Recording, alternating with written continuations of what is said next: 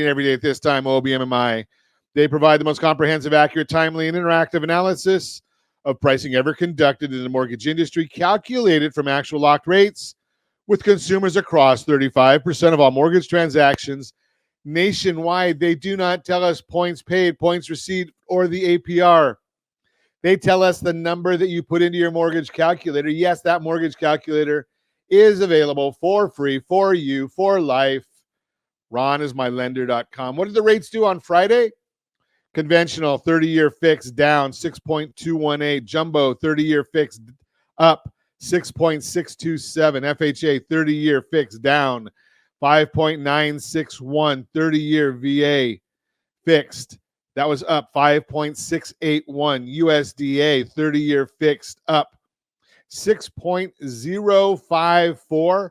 If you want our thoughts on the market, we put out a report every business morning as early as the data allows. rsrlinks.com/market minute. rsrlinks.com/market minute. We will send that out to you for free. All you have to do is go over there, subscribe. We don't sell the information. We don't give the information out. We put out a report, usually 3 or 4 pages. Yes, the type is big because I can't see, and we try and make it as simple as possible. Let's take a look and see what's happening in the markets today now that we've looked at what the rates were on Friday. The S&P 500 now up 61.5 points, 1.14%. Markets are looking good right there. 10-year Treasury, this is the yield, down 1 basis point, 3.71. Mortgage-backed securities, this is the bond. It always moves the opposite direction of rates. No, the 10-year Treasury and the rates are not the same. They don't drive each other. They mirror each other a little bit, and they haven't been too close or as close as they normally are. But right now we're looking at the bond is up 7 basis points. The question is, why is this happening? The Fed is about to embark on a Fed cutting cycle. Starting next week is when we're going to see that happen. There's a lot of question marks about this, and I'm going to share some of them with you. And we're going to talk a little bit about why we're seeing this.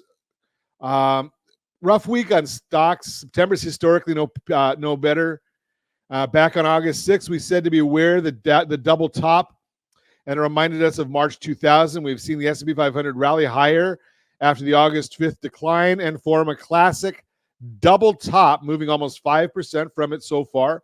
No one knows for sure, but there could be more pain in store. The Fed about to embark on a Fed cutting cycle starting next week, but they're well behind the curve and have a lot of catching up to do.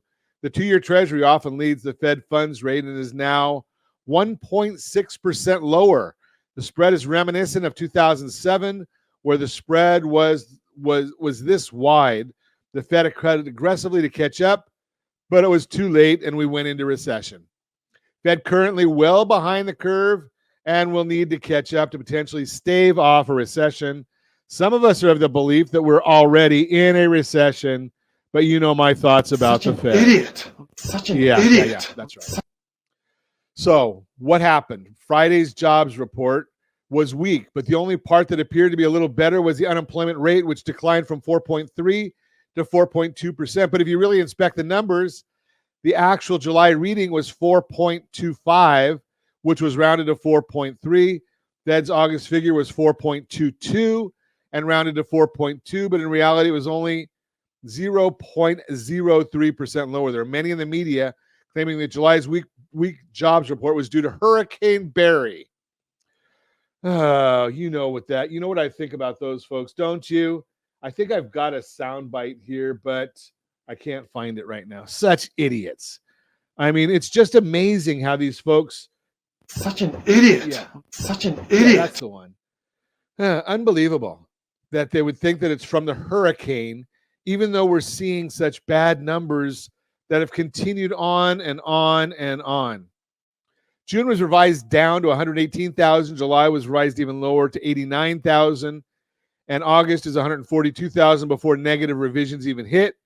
We said last month that the BLS even stated it was not due to weather and that the sectors that would be impacted performed okay.